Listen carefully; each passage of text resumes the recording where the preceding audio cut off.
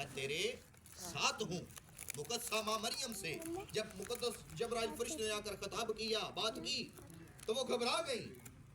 तो खुदा ने कहा, मरियम खौफ ना खा, इत्मीनान रख, मैं खुदावंद की तरफ से भेजा गया।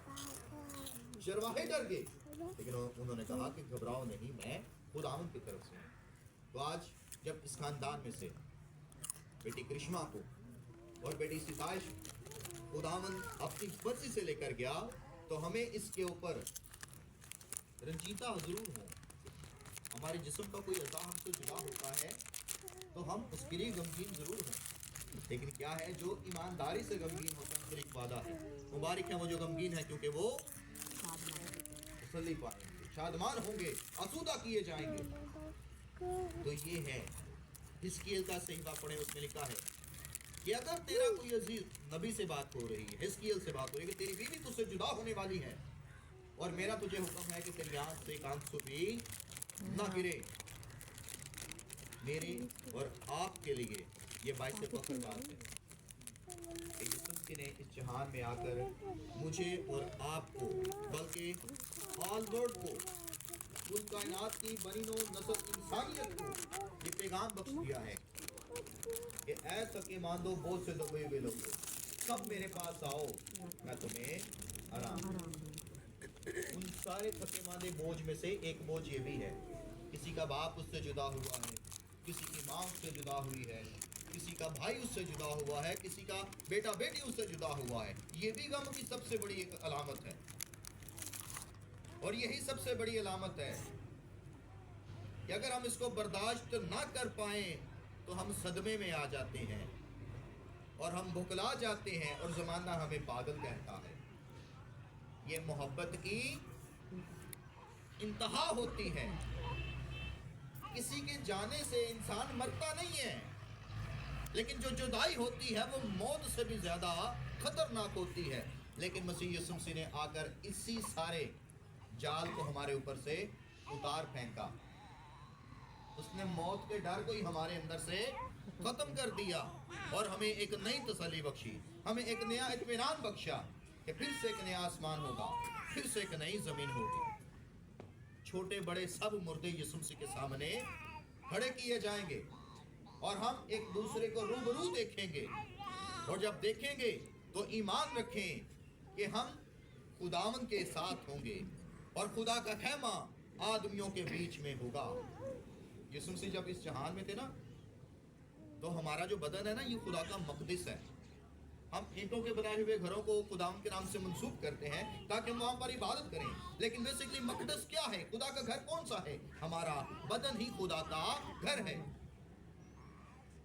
तो मसीह में मेरे अज़ीज़ों, हम इस बात पर ईमान रखें कि यीशु मसीह कभी हमें तन्हा नहीं छोड़ता है। बाप आसमान पर है, बेटा आसमान पर है, लेकिन वो अपने रूह कुद्स के वसीला से मुझे और आपको इत्मीनान बख्शता है। वो कहता है, मैं तुम्हें अपना इत्मीनान दिए जाता हूँ और ऐसे देता हूँ जैसे दुनिया तुम्हें नहीं देती है।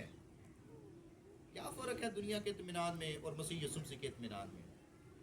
फ़र्क ये है कि जब हमारा कोई अजीज़ हमसे जुदा होता है तो हमारे आस पड़ोस के लोग, हमारे बहन भाई हमें आकर तसल्ली देते हैं, कोई गल नहीं, टेंशन नहीं लेनी, असी तुहाडे नाल हाँ। अद्धी राती भी किसी शहर की लोड़ पवे, मिस कॉल देनी है भाई। रात के 5 या 6 या 7 8 बजने की देर होती है, सब अपने अपने बिस्तरों में हीटर लगाए हुए हैं, टीवी चल रहे हैं, अपने सुकून में। परेशान कौन है? जो अकेला ही परेशान है। ये है दुनिया का इत्मीनान, बातों में, लफ्जों में।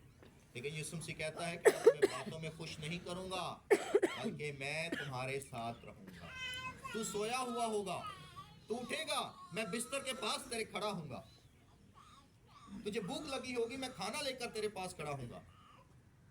तुझे प्यास लगी होगी, मैं पानी लेकर तेरे सामने खड़ा हूंगा। और ऐसा होता है, जिनका ईमान यीशु मसीह के ऊपर होता है, उनके लिए खुदावंद यीशु मसीह ऐसे मौके फराहम करते हैं। लिखा है कि जब यीशु मसीह ने बियाबानी सफर में अबलीस से कहा کہ انسان فقط روٹی سے نہیں بلکہ ہر ایک اس بات سے جو اس کے باپ کے منہ سے نکلتی ہے جیتا رہے گا. یسوع سے نے کہا لکھا ہے کہ تو خداوند اپنے خدا کی آزمائش نہ کر, اور یہ بھی لکھا ہے کہ تو صرف خداوند اپنے خدا کو سجدہ کر. اور آخر پہ کہا گیٹ آؤٹ, اے شیطان دور ہو جا. تو یوحنا کی انجیل کا مطالعہ کر کے دیکھیں, لکھا ہے کہ آسمان سے فرشتے آئے تھے, وہ یسوع مسیح کا کھانا لے کر آئے تھے. جو پہلا کھانا تھا وہ بیابان میں ہی یسوع مسیح نے کھا لیا تھا, فرشتے لے کر آئے تھے. اور ہمارے جو پڑوسیوں کا عقیدہ ہے وہ بھی یہی کہتے ہیں کہ جب مقدسہ ماں مریم کو یسوع مسیح کی خوشخبری ملی تو وہ بیابانی سفر میں چلے گئی اور آسمان سے فرشتے ان کے لیے کھانا لے کر آیا کرتے تھے. کیا تقدس ہے.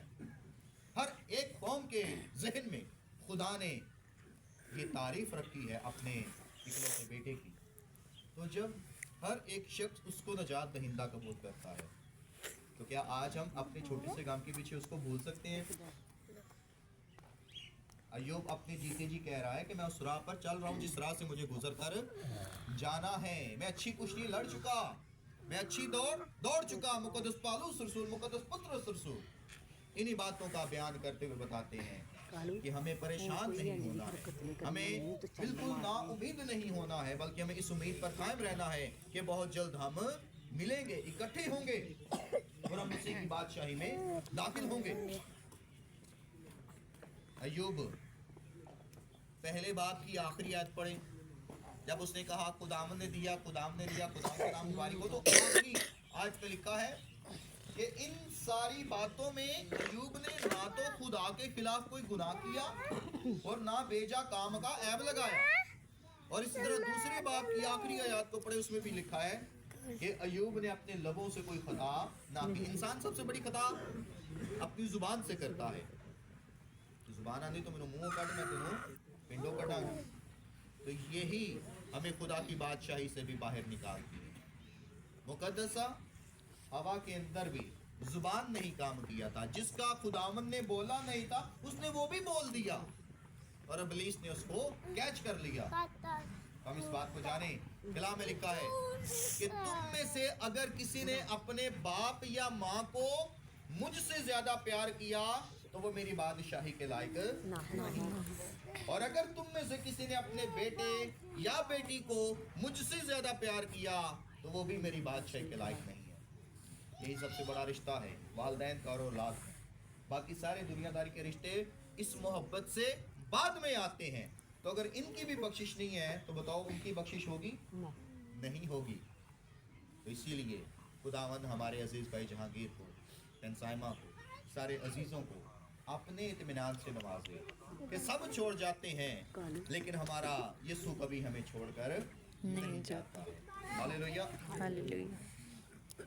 آرے نالو چیرے گئے جڑے کھڑے ایمان چ ہو گئے, موت نو جو للکار گئے او صدا یسوع دے ہو گئے.